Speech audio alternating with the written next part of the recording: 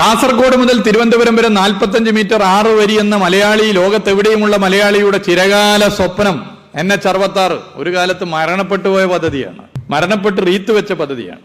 ഇന്ത്യയുടെ ചരിത്രത്തിൽ ആദ്യമായി ദേശീയപാത വികസനത്തിന് സംസ്ഥാന സർക്കാർ പണം കണ്ടെത്തി. 100-200 കോടിയല്ല, 500-1000 കോടിയല്ല, 5600 കോടി രൂപ ഇതിനു വേണ്ടി ചെലവഴിക്കാൻ തീരുമാനിച്ചു. ഇപ്പോ ഈ കടവിന്റെ മുമ്പിലുള്ള റോഡ് നിങ്ങൾ നോക്കൂ, 2021 മെയ് 20 ഈ ഗവൺമെന്റ് വന്നപ്പോൾ ഇതിന്റെ പണിയൊക്കെ നിന്ന് പോയതല്ലേ, നിങ്ങൾ ഓർക്കുന്നില്ലേ?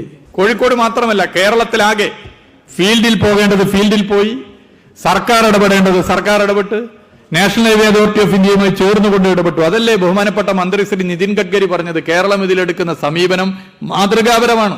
ഒരു കാര്യം ഉറപ്പിച്ചു പറയാൻ ആഗ്രഹിക്കുന്നു, മലയാളിയുടെ ചിരകാല സ്വപ്നമായ കാസർഗോഡ് മുതൽ തിരുവനന്തപുരം വരെ 45 മീറ്റർ 6 വരി 2025 ഡിസംബറോടുകൂടി പൂർത്തീകരിക്കാനാകും എന്നുള്ളത് തന്നെയാണ് സന്തോഷ വിവരം.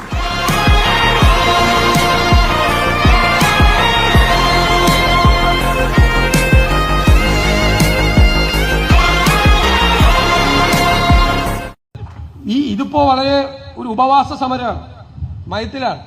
നമ്മൾ സ്വയം സഹിച്ചുകൊണ്ടുള്ള സമരമാണ്. അടുത്ത സമരം അതായിരിക്കില്ല. എനിക്കൊരു വലിയ ആഗ്രഹമുള്ളത് ഞങ്ങളെ കൊണ്ട് പണി തടയിപ്പിക്കരുതെന്നാണ്. എനിക്കതാണ് അധികാരികളോട്, സ്റ്റേറ്റ് ഗവൺമെന്റിനോടും നാഷണൽ ഹൈവേ അതോറിറ്റിക്കാരോടും ഒരു റിക്വസ്റ്റാണ്, ഞങ്ങളെ കൊണ്ട് പണി തടയിക്കരുത്.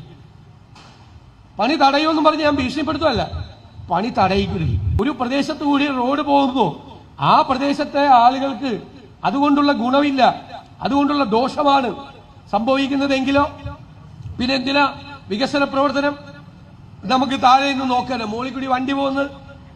അതാണോ വികസന പ്രവർത്തനം?